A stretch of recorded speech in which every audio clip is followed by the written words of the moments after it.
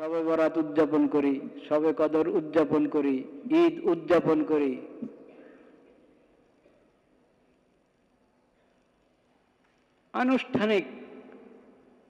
আনুষ্ঠানিকভাবে পালন করা এবং সেটাও নিজের মতো করে। আনুষ্ঠানিকতারও তো একটা নিয়ম নীতি থাকে, কিন্তু আমাদের সমাজে দেখা যায় ওই নিয়ম নীতিগুলো পালন করা হয় না।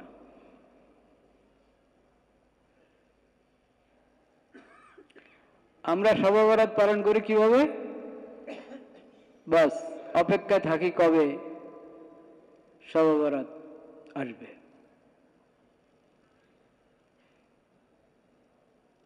শ্রাবণ মাসের নতুন চাঁদ, শ্রাবণ মাসের হেলাল উদিত হলো, প্রমাণিত হলো, ঘোষিত হলো, এবং সাথে বলে দেওয়া হয় অমুক তারিখে হবে কি শবে বরাত, বলে না? বাস ওই শবে বরাত যখন আসলো, ওই দিন আমি মাগরিবের নামাজটা মসজিদে পড়লাম। রাত্রে সবাই মসজিদে, মুসল্লি যারা আর কি, অনেক মুসল্লি এবং অনেক নতুন মুসল্লি।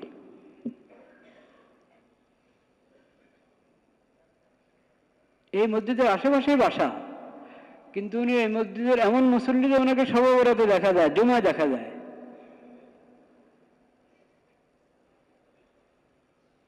দোষের কিছু না এটা সব। আমি চাই না যে শবে বরাতে আসা বন্ধ করে দিব আবার, নাউজুবিল্লাহ। আসুক, শবে বরাতে আসুক, তাও ঠিক আছে, কিন্তু কথা হলো শবে বরাতে যে মসজিদ আমাকে দেখলো আর যে দেখছে না,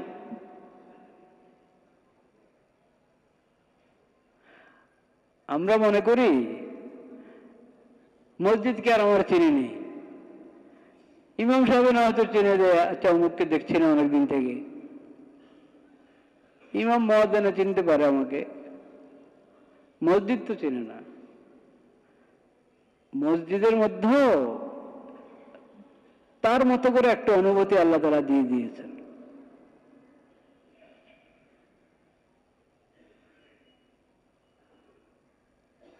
শুধু মসজিদ না,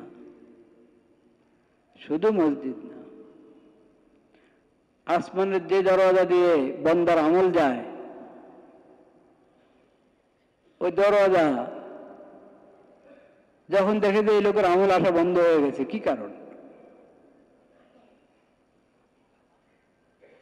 সেই দরওয়াজার একটা অনুভূতি সৃষ্টি হয়, এর আমল আসছে না কেন এখন?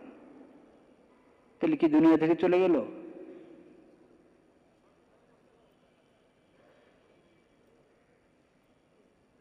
কাফের, অমুশরিক, অমুসলিম, মুশরিক, অমুসলিমদের ব্যাপারে কোরআনে এটা আছে, ফামা বাকাত আলাইহিমুল, হ্যাঁ, আসওয়াতু দুআতি আল্লাহুম্মা হাযা ইকবালু লাইলিক ওয়া ইদবারু নাহারিক ওয়া আসওয়াতু দুআতিক ফাগফিরলি ফাগফিরলি, আল্লাহ আমাকে ক্ষমা করে দেন। এই সুন্দর মুহূর্ত, আপনার এক নিয়ামত দিন চলে গেল, আরেক নিয়ামত রাত উপস্থিত হলো, আর আপনার দায়ীগণ আল্লাহু আকবার আল্লাহু আকবারের ধ্বনি দিয়ে যাচ্ছে, এমন একটা মুহূর্ত, এটা তো অবশ্যই রহমত এবং মাগফিরাতের মুহূর্ত। আল্লাহ আপনি আমাকে ক্ষমা করে দেন। এই যে সূর্য ডুবলো, মাগরিবের সময় শুরু হলো, এটা তো মাগফিরাতের সময়, রহমতের সময়। আপনি বরকত আর ফজিলতের সময়ের থেকে কি আশা করেন? এটাই তো নাকি? রহমত আর মাগফিরাতের আশাই তো করেন, হ্যাঁ, দোয়া কবুল হওয়ার আশাই তো করেন। তো এটা তো এই সময় প্রতিদিন আপনি পাচ্ছেন, প্রতিদিন মাগরিবের আযানের সময়, মাগরিবের সময় হওয়ার সাথে সাথে এই বরকতের সময় পাচ্ছেন। আযান হয়ে গেল, আযান হয়ে গেল, একামত হবে সামনে, 5 মিনিট পরে হোক, কয় মিনিট পরে হোক মাগরিবের, তো আযান একামতের মধ্যে সবচেয়ে কম সময় থাকে কি মাগরিবের নামাজ, যেহেতু সময়টাও অনেক সংক্ষিপ্ত। কিন্তু যেই কয় মিনিটে থাকুক, আপনি এক তো আযানের জবাব দিবেন, আযানের জবাব দেওয়ার পর দুরূদ শরীফ পড়বেন, আযান শেষ হলে দুরূদ শরীফ পড়বেন, আযানের দোয়া পড়বেন, এটা দোয়া কবুল হওয়ার সময়। এরপর থেকে একামত পর্যন্ত আপনি দোয়া করতে থাকেন, যা দোয়া করবেন কবুল হবে। নবী করিম সাল্লাল্লাহু আলাইহি সাল্লাম বলেছেন, আযান এবং ইকামতের মাঝে দোয়া ফেরত দেওয়া হয় না। লা ইউরাদ্দু দুআ বাইনাল আযানি ওয়াল ইকাম। যে কোনো দোয়া করেন। সাহাবায়ে কেরাম জিজ্ঞাসা করেছেন, কি দোয়া করতে পারে? তখন আফিয়তের দোয়া করো। সবচেয়ে বড় নিয়ামত কি? আফিয়ত, নিরাপত্তা, সুস্থতা। একজন মানুষ যেখানে থাকুক নিরাপদে থাকতে পারছে, সুস্থতার সাথে থাকতে পারছে, ঈমান আমল নিয়ে থাকতে পারছে, এটার নাম হলো আফিয়ত। এটা সবচেয়ে বড় নিয়ামত। সবচেয়ে বড় আফিয়তের দোয়া করো, আল্লাহ আমাকে আফিয়ত দান করেন। আপনি ঋণগ্রস্ত, বলেন আল্লাহ আমার ঋণ আদায় করে দেন, বলতে থাকেন একামত পর্যন্ত। এটা দোয়া কবুল হওয়ার সময়। সুন্নতে মুআক্কাদা থাকলে সুন্নতে মুআক্কাদা পড়েন, মুস্তাহাব নফল থাকলে সেটা পড়েন, আর দোয়া করতে থাকেন। নামাজের সাজদাতে দোয়া করেন, নামাজের পরে মুনাজাত দিয়ে দোয়া করেন, মুনাজাত ছাড়া এমনি মুখে দোয়া করতে থাকেন। আচ্ছা, মুখ নাড়াতে চাচ্ছেন না তো দিলে দিলেই দোয়া করতে থাকেন, আল্লাহ সব জানেন, সব শুনেন। এটা দোয়া কবুল হওয়ার সময়। এটা প্রতিদিন কয়বার পাচ্ছি আমরা? 5 বার। যেহেতু প্রতিদিন, তো প্রতিদিন যে সময়গুলো পাচ্ছি বরকত এবং ফজিলতের, দোয়া কবুল হওয়ার, নিজের তওবা গুনাহ মাফ করানোর জন্য এবং কবুল তওবা মঞ্জুর করানোর জন্য প্রতিদিন সময় পাচ্ছি। সেই সময়কে কাজেই লাগাচ্ছি না। ওই আবার 1 বছর পরে শবে-বরাত আসবে, শবে-কদর আসবে, তখন আমি মসজিদে হাজিরা দিব। এটা অন্যায়। এটা আল্লাহর নিয়ামতের নাশকরি। আল্লাহর নিয়ামতের কি? নাশকরি। একটা নিয়ামতে সাড়া দিলা তুমি, আর পুরো বছর আল্লাহর নিয়ামতে ডুবে আছো। ওই নিয়ামত গ্রহণ করা তোমার জন্য সহজ, তুমি গ্রহণ করছো না। তুমি শবে-বরাতে তওবা করবা, আহা, অথচ রব্বুল আলামিন কি বলেছেন? নবী করিম সাল্লাল্লাহু আলাইহি সাল্লাম রব্বুল আলামিনের রহমতের কথা বলেছেন। ইন্নাল্লাহা ইয়াবসুতু ইয়াদাহু বিন-নাহারি লিয়াতুবা মুসিউল লাইল ওয়া ইয়াবসুতু ইয়াদাহু বিল-লাইলি লিয়াতুবা মুসিউন নাহার। রাতে পাপের মধ্যে ছিল একজন, হুঁশ হয় নাই। দিনে এখন মনে হলো, আরে এইভাবে কদিন চলে, একটু ভালো হয়ে যায়, তওবা করতে চাচ্ছে। আল্লাহ রাব্বুল আলামিন, আল্লাহর রহমতের হাত প্রসারিত। আল্লাহর হাত দিনে প্রসারিত কার জন্য? বান্দার জন্য। বান্দা, এখন তোমার হুঁশ হয়েছে, এখন তওবা করতে চাচ্ছ, তোমার তওবা কবুল, তোমার তওবা কবুল।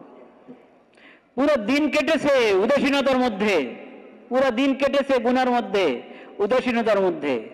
সন্ধ্যা হওয়ার পরে, হ্যাঁ এরকম আর কয়দিন চলবে, না একটু ভালো হয়ে যায়, ভালো হতে চাচ্ছ, তওবা করবা, আল্লাহ হাজির।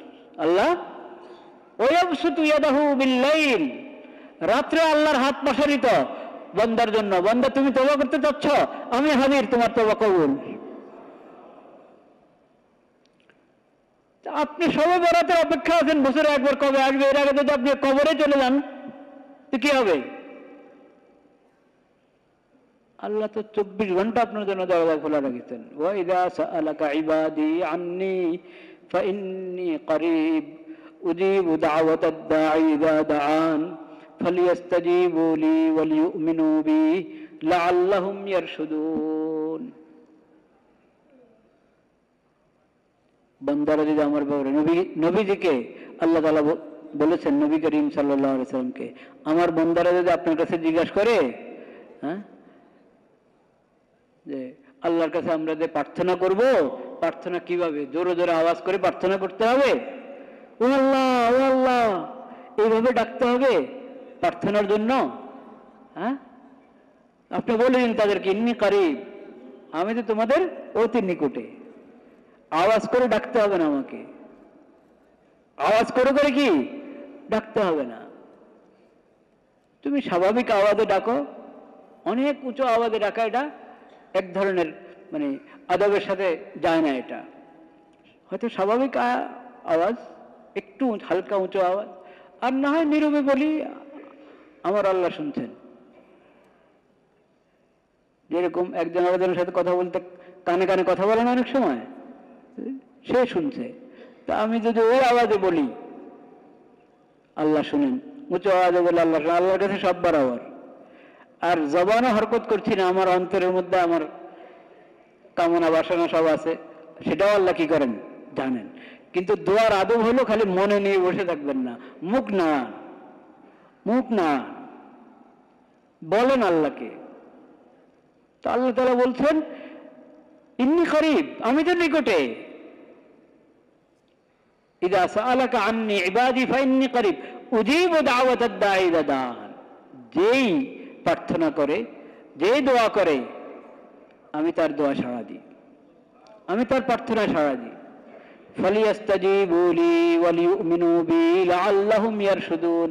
তবে একটা কথা আছে, তারাও যেন আমার ডাকে কি দেয়, সাড়া দেয়।